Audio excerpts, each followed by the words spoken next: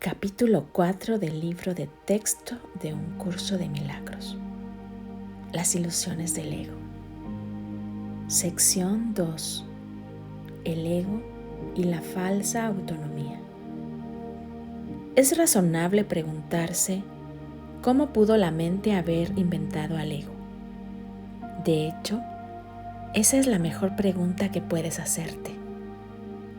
Sin embargo, no tiene objeto dar una respuesta en función del pasado, porque el pasado no importa, y la historia no existiría si los mismos errores no siguiesen repitiéndose en el presente.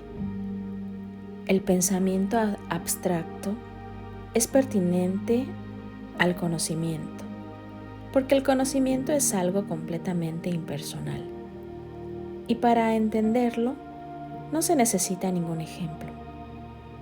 La percepción, por otra parte, es siempre específica y por lo tanto concreta.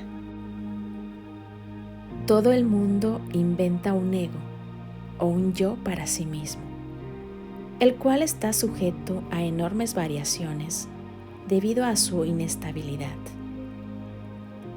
También inventa un ego para cada persona a la que percibe, el cual es igualmente variable. Su interacción es un proceso que los altera a ambos, porque no fueron creados por el inalterable o mediante él. Es importante darse cuenta de que esta alteración ocurre con igual facilidad, tanto si la interacción tiene lugar en la mente como si entraña proximidad física. Pensar acerca de otro ego es tan eficaz en el proceso de cambiar la percepción relativa como lo es en la interacción física.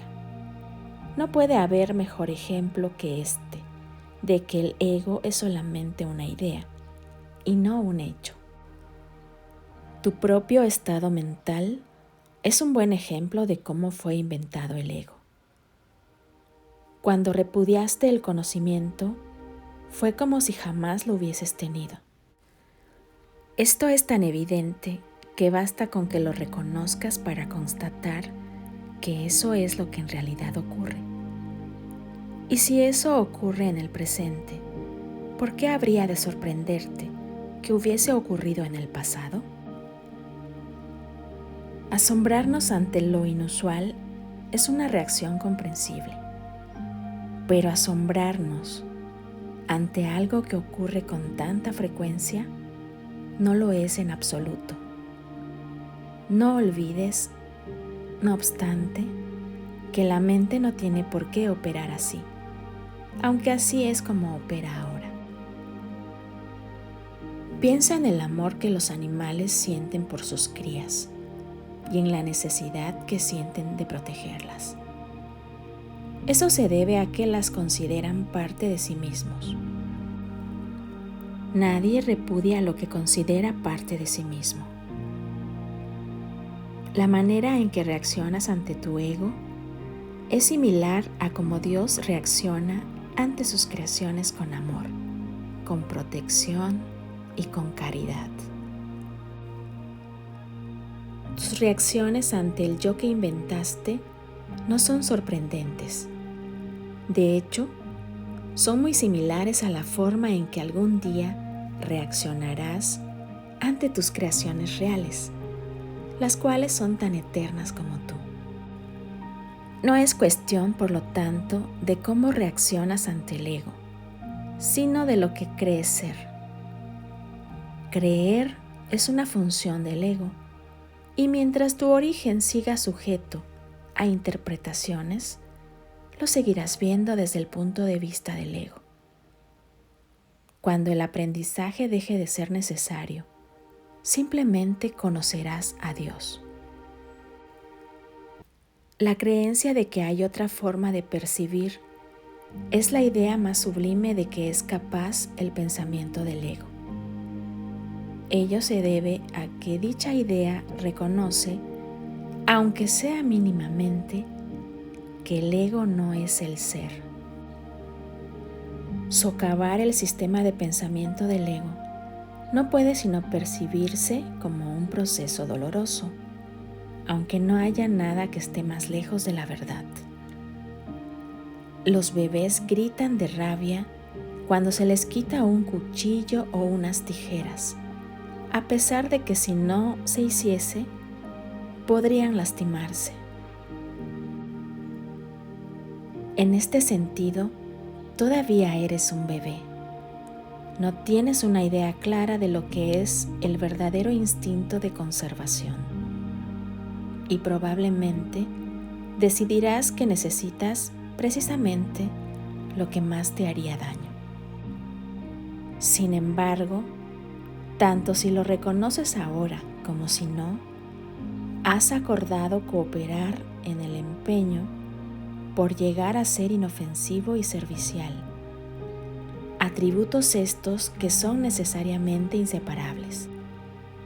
Incluso las actitudes que tienes a ese respecto son necesariamente conflictivas, puesto que todas las actitudes están basadas en el ego.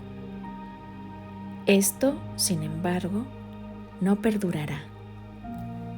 Ten paciencia mientras tanto y recuerda que el desenlace es tan seguro como Dios. Solo aquellos que tienen una sensación real y duradera de abundancia pueden ser verdaderamente caritativos. Esto resulta obvio cuando consideras lo que realmente quiere decir ser caritativo. Para el ego, dar cualquier cosa significa tener que privarse de ella.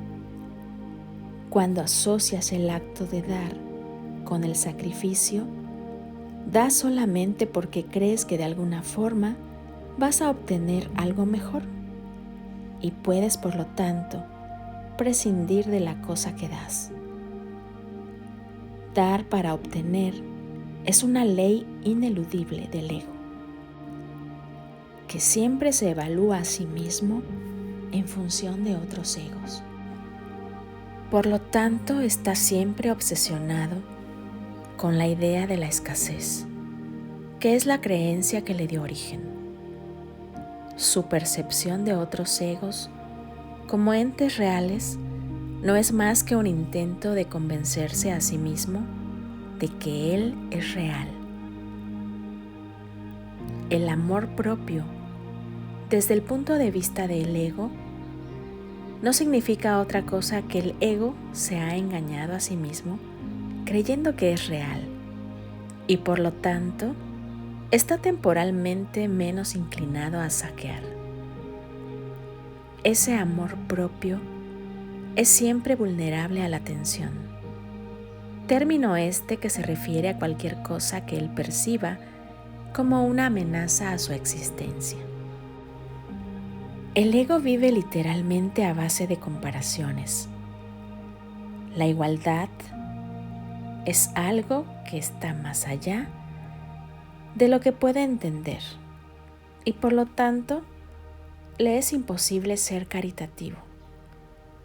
Lo que el ego da nunca emana de una sensación de abundancia, porque él fue engendrado precisamente como un sustituto de esta. Por eso es por lo que el concepto de obtener surgió en su sistema de pensamiento. Los apetitos son mecanismos para obtener que representan la necesidad del ego de ratificarse a sí mismo. Esto es cierto tanto en el caso de los apetitos corporales como en el de las llamadas necesidades más elevadas del ego. El origen de los apetitos corporales no es físico. El ego considera al cuerpo como su hogar y trata de satisfacerse a sí mismo a través de él. Pero la idea de que eso es posible es una decisión de la mente que está completamente confundida acerca de lo que realmente es posible. El ego cree que tiene que valerse por sí mismo para todo, lo cual no es más que otra forma de describir ¿cómo cree que él mismo se originó?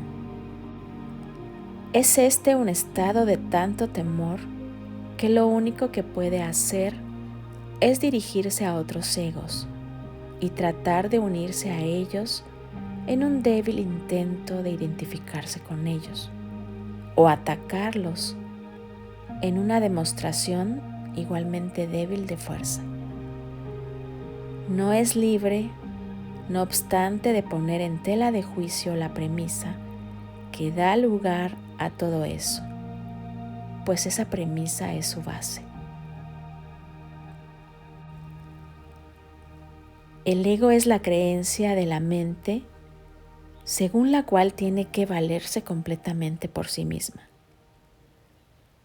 Los incesantes esfuerzos del ego por ganar el reconocimiento del espíritu y establecer así su propia existencia son inútiles. El espíritu en su conocimiento no es consciente del ego, no lo ataca, simplemente no lo puede concebir en absoluto.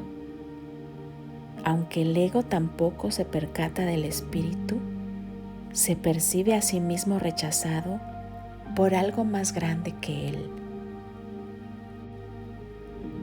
Por eso es que por lo que el amor propio, tal como el ego lo concibe, no puede por lo menos que ser ilusorio. Las creaciones de Dios no crean mitos, si bien el esfuerzo creativo se puede trocar en mitología. Esto puede suceder, sin embargo, solo bajo una condición: lo que fabrica deja de ser creativo. Los mitos pertenecen exclusivamente al ámbito de la percepción, y las formas que adoptan son tan ambiguas y su naturaleza está tan marcada por la dicotomía entre el bien y el mal, que ni siquiera el más benévolo de ellos está exento de connotaciones aterradoras. Los mitos y la magia están íntimamente relacionados, ya que los mitos generalmente tienen que ver con el origen del ego y la magia con los poderes que el ego se atribuye a sí mismo. Los sistemas mitológicos incluyen, por lo general, alguna descripción de la creación y la conectan con su forma particular de magia. La llamada lucha por la supervivencia no es más que la lucha del ego por prolongar su propia existencia, así como la interpretación que ha hecho con respecto a su comienzo. Este comienzo casi siempre se asocia con el nacimiento físico, ya que resulta difícil sostener que el ego existía antes de ese momento. Los más religiosos de los mitos basados en el ego puede que postulen que el alma existía antes y que seguirá existiendo después de un lapso temporal de vida en el ego. Algunos postulan incluso que el alma será castigada por este lapso. La salvación, no obstante, no es aplicable al espíritu, pues éste no está en peligro y por lo tanto no tiene que ser rescatado. La salvación no es otra cosa que mentalidad recta, que aunque no es la mentalidad uno del Espíritu Santo, se debe alcanzar antes de que la mentalidad uno pueda ser reinstaurada. La mentalidad recta conduce automáticamente al siguiente paso, ya que la percepción correcta está completamente exenta de cualquier forma de ataque y por lo tanto la mentalidad errada desaparece. El ego no puede sobrevivir sin hacer juicios y por consiguiente se le abandona. La mente tiene entonces una sola dirección por la que avanzar. La dirección que sigue es siempre automática, pues no puede sino acatar los dictados del sistema de pensamiento al que se adhiere. No se puede hacer demasiado hincapié en el hecho de que corregir la percepción es simplemente un expediente temporal. Dicha corrección es necesaria únicamente porque la percepción falsa es un obstáculo para el conocimiento, mientras que la percepción fidedigna es un trampolín hacia él. El valor de la percepción correcta reside en la conclusión inevitable de que toda percepción es innecesaria. Esto elimina el obstáculo por completo. Te preguntarás, ¿cómo puede ser posible esto mientras parezca que vives en este mundo? Esa es una pregunta razonable. No obstante, tienes que asegurarte de que realmente la entiendes. ¿Quién es el tú que vive en este mundo? El espíritu es inmortal y la inmortalidad es un estado permanente. El espíritu es tan verdadero ahora como siempre lo fue y lo será siempre, ya que no entraña cambios de ninguna clase. No es un continuo ni se puede entender tampoco comparándolo con un opuesto. El conocimiento nunca admite comparaciones. En eso estriba su diferencia principal con respecto a cualquier otra cosa que la mente pueda comprender.